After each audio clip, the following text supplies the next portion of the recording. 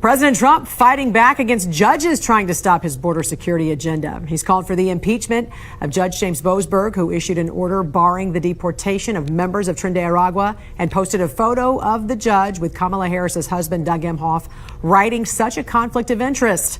According to Axios, courts have tried to block President Trump's policies at a higher rate than any other president in recent history. He faced 64 court injunctions in his first term compared to President Bush, who had only 6, Obama with 12, and Biden with 14.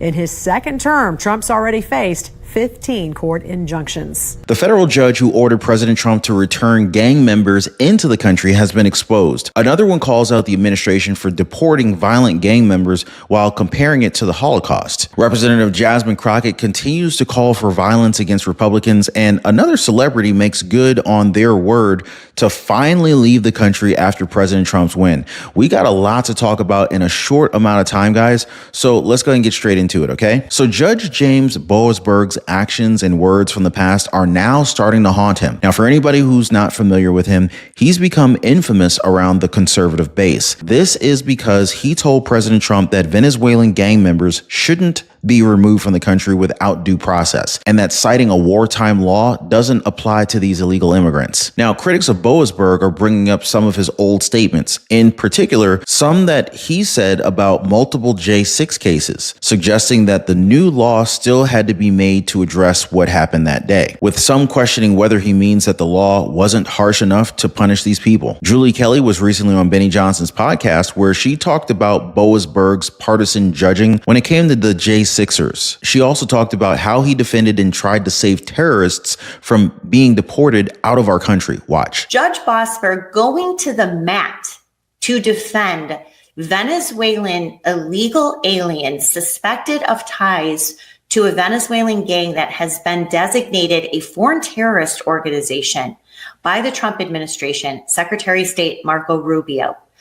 Boasberg jumped into action on Saturday, issued 2 temporary restraining orders, and in this crazy hearing that he set for 5 o'clock Saturday evening, he demanded the return of any flights carrying these suspected terrorists to Honduras and then El Salvador.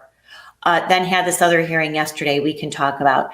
This is how power hungry, how unaccountable, how insulated these judges are. Now, I understand that telling the commander-in-chief to willingly bring back terrorists who've been deported is crazy enough, but I'm going to do you one better. Listen to what U.S. Circuit Judge Patricia Millett said about it. A contentious appeals court hearing on Monday over the Trump administration's deportation of Venezuelan migrants came to a head when a judge said that Nazis were given more rights to contest their removal from the U.S. during World War II. Government lawyers relied on a little-used 18th century law called the Alien Enemies Act to remove the migrants. U.S. Circuit Court Judge Patricia Millett, an Obama appointee, said, quote, "Nazis got better treatment under the Alien Enemies Act than has happened here." To which government lawyer Drew Ensign responded, "We certainly dispute the Nazi analogy." The Trump administration was asking the appeals court to halt a lower court's 2-week ban on the use of the obscure law to justify deporting alleged Trinidad and Tobago members without final removal orders from immigration judges. Prior to the Trump administration's invocation of the Alien Enemies Act, the law had been used just 3 times in U.S. history. Most recently to intern and remove Japanese, German, and Italian immigrants during World War II. So she's comparing the situation that we're in right now to the Holocaust. That's just unbelievable, guys. And even Borders czar Tom Homan was unable to hide his smirk as he was asked about this judge. Can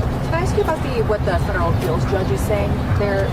They said, noting that alleged Nazis were given better treatment during World War II than the Trump administration treated Venezuela. Well, that's, first of all, it's ridiculous. It's just another example of a radical judge saying something that's just disgusting, to compare anything to the Nazis, the Holocaust. We follow the law. Alien Enemies Act is clear. A law that was passed by Congress, signed by the president. We're following, unlike last administration, we're actually following the law.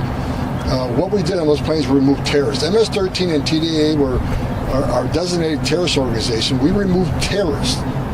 To compare that any way whatsoever with Nazis is disgusting on every level. Now, remember, President Donald Trump has been in office for what, just a few months now? And he's already faced more court injunctions than former President Joe Biden's entire term. Now, there's also this crazy analogy from Judge Millett, which shows that they're all in to defend terrorists who have entered our country illegally. And the same can be said for Boston Mayor Michelle Wu. Wu has confirmed time and time again that they will stand with illegal immigrants, even those who have been charged with heinous crimes. And instead of helping ICE with its efforts to deport criminals, the sanctuary city is protecting them. They're also being released into the general population while they pose a massive threat to residents. To your point, just take a look at the people that the state of Massachusetts, the city of Boston, have allowed back onto the streets. A Guatemalan charged with 3 counts of aggravated child rape released on $7,500 bail. Another Guatemalan charged with aggravated child rape of a victim aged 9 or younger released on $7,500 bail. A Honduran charged with assault to rape, masked armed robbery, released on his own recognizance, 0 bail, and the list goes on and on. You know, Sheriff, I'm sure that even these criminals are thinking, wow, I'm getting off easy. I'm lucky here. Is there something that we're missing here as to why this is happening? What is your reaction to that list that I just read? Well, that's exactly what Tom Homan's been talking about, and that's what all of us in law enforcement have understood. But not these politicians like Michelle Wu, the mayor of Boston, who frankly is more interested in her personal benefits than she is in her public service. Look, she was elected like the rest of us and took an oath to uphold the rule of law. And what they're doing is she's creating this cover for criminals to come here, illegal aliens to come here and know that they're going to have a less likely chance of being identified. And it isn't just about Boston's crime. What about all the neighboring communities? They're going to lay low in Boston because they're going to get the cover they need. But then they go to these neighboring communities and commit more crimes. Hey, by the way, guys, if you're one of the real ones who really enjoy what we do here on the channel, you've got to check out the Inner Circle. This is where our true supporters get exclusive access to content that I just can't share here, completely commercial free. It's also the best way to keep this channel going strong. So if you want to be a part of something special, join us over there. Links in the description or in the pinned comment down below. I want you to realize that the Trump administration has not broken any laws, nor have they gone against the courts with what they've done. President Trump is merely exercising his power within the executive branch. But instead of going to Congress to complain about it, these liberal judges and mayors are doing everything that they can to try and stop him. All the while, they're painting the president as overstepping his authority, which goes to show how far they will go to undermine President Trump's position in the White House. Now, guys, on that note, I want to talk about how far Representative Jasmine Crockett is going when it comes to inspiring hate and violence. They're going to tell you that these are just metaphors, that she's not talking about violence in the literal sense. But listen to how she talks about Senator Ted Cruz and how someone should knock him over the head. I think that you punch. I think you punch. I think you're okay with you okay with punching. You know, I think and I love Colin, and I think towards the end he started to punch a little harder. But like, it's Ted Cruz. I mean, like, this dude has to be knocked over the head like hard, right? Like, there is no niceties with him. Like, at all. Like, you go clean off on him, right? Now, take this statement and change Ted Cruz to, I don't know, Tim Walz. And instead of Crockett, let's say President Trump or J.D. Vance was saying that. How would mainstream media react to this kind of statement? And this isn't the first time that Jasmine Crockett has given a very controversial statement when it comes to people that she doesn't like politically. She's asked her supporters to take down Elon Musk as a birthday gift for her. And this is after all the attacks on Tesla cars and dealerships were done. Now, AG Pam Bondi has already warned her about the way that she talks and how supporters can take it as a call for violence.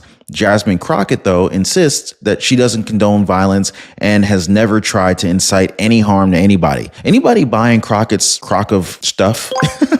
Let me know in the comments down below, guys. But it's kind of hard to believe that when she's literally said that Cruz should be hit in the head. Now, moving on, guys, another celebrity has left the United States because of President Trump, which is kind of fascinating because they're only making this country that much more conservative. I mean, look at it. We got Rosie O'Donnell, Ellen DeGeneres, Eva Longoria. Like, all of these celebrities are now already living overseas because President Trump won last year. Do you guys miss any of them? Now, adding to this list is Courtney Love. If you don't know who she is, that's okay. That's normal. I didn't know who she was does either. She's mostly known for being Kurt Cobain's widow. And while she's been in the UK for quite some time now, she still can't stop talking about President Trump, saying that it's like emperor core, like they're wearing $1 million watches over here. It's also noticeable that these celebrities continue to cite the UK as their country of choice, maybe because it's a majority of the people who are very liberal over there. But here's my question for you guys. Do you want any of these celebrities to come back to the United States once President Trump's term is done? Let me know, guys. Now, I want to provide you with even more information today.